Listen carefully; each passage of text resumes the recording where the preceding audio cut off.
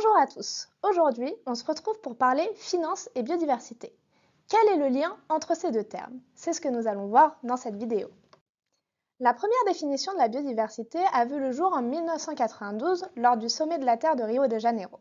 C'est justement lors de ce sommet qu'on reconnaît pour la première fois l'importance de la conservation de la biodiversité pour l'ensemble de l'humanité.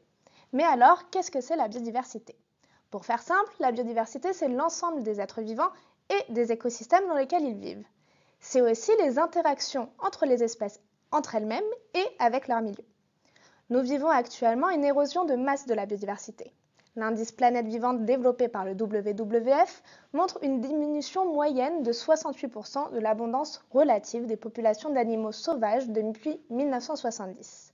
Ce déclin alarmant de la biodiversité est l'une des menaces les plus importantes qui pèsent sur notre société. Mais pourquoi? Eh bien, parce que derrière la biodiversité se cache tout un tas de concepts primordiaux au bon fonctionnement de notre société et de nos économies. En effet, la nature offre un ensemble de services à l'homme. Tous ces services rendus gratuitement par la nature sont appelés les services écosystémiques. Il existe 4 grandes familles de services écosystémiques.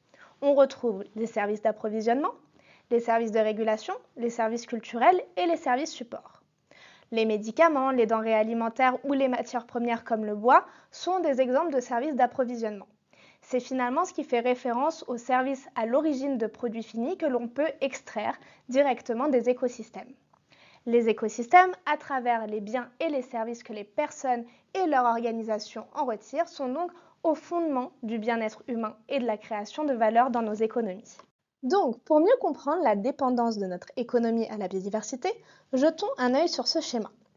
Donc, les acteurs financiers vont financer des entreprises. Ces mêmes entreprises, de par leur activité, vont exercer différentes pressions sur la biodiversité. Et la plateforme intergouvernementale sur la biodiversité et les services écosystémiques, l'IPBES, qu'on surnomme souvent le GIEC de la biodiversité, a identifié 5 pressions sur la biodiversité d'origine anthropique. Parmi ces pressions, on retrouve en première position le changement d'usage des terres et des mers, suivi par la surexploitation des ressources naturelles, puis le changement climatique, les pollutions et pour finir l'introduction d'espèces exotiques envahissantes. Ces pressions vont venir impacter l'état de la biodiversité et pourtant cette même biodiversité est essentielle pour les entreprises car elle fournit un ensemble de services indispensables à leur activité. On parle ici des fameux services écosystémiques. On estime que 44 000 milliards de dollars de création de valeur dépend de ces services à l'échelle mondiale, soit plus de 50% du PIB mondial. Et donc l'érosion de la biodiversité représente un coût économique majeur. WWF estimait en 2020 que le déclin de la nature coûterait près de 500 milliards de dollars par an d'ici 2050. Le Forum économique mondial, quant à lui, classait en 2022 la perte de la biodiversité au 3e rang des risques mondiaux pour les 10 prochaines années. Les acteurs financiers et les entreprises se retrouvent donc confrontés à de nouvelles réglementations visant à préserver et restaurer la biodiversité. Au niveau européen, on peut citer la taxonomie, la SFDR ou encore la CSRD. Au niveau français, on peut citer le décret d'application 29 de la loi énergie-climat.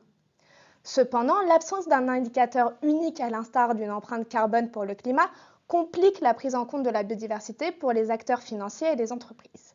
En effet, le vivant est d'une telle complexité que le réduire à un seul indicateur est très compliqué. Toutefois, plusieurs initiatives visent à renforcer les engagements des institutions financières en faveur de la lutte contre l'érosion de la biodiversité.